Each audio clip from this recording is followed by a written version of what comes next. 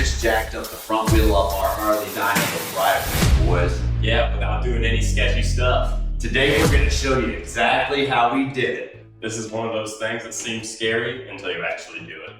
All right, first off, boys, you wanna put your bike on flat concrete, no gravel, no weird angles. Get your jack nice and centered underneath the bike. You're gonna wanna line up the front board that we've placed on the jack here. You will see the two spots where it's just perfect to line up in the front.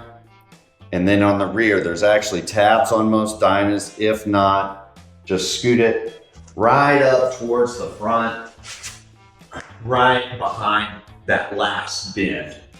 It'll make a lot of sense to you. You can see it here. Get your jack centered under the bike. On a Dyna, we want stable contact under the frame. We're using these two boards here to help us achieve that. We're also going to run some ratchet straps from the handlebars down to the jack and from right below the seat down to the jack. Now we start lifting slow. Watch the bike, not the jack. If something starts leaning, Stop. there she is, boys. Hell yeah, boys, she's looking good.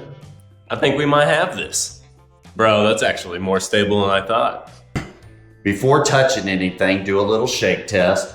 We're checking for movement, not trying to tip it over. If it feels a little sketchy, Start over. this is good for wheel cleaning, front tire work, maintenance, or just wrenching easier. Coming down is the same deal, slow. Don't rush the last couple inches. And we're back on the ground, boys.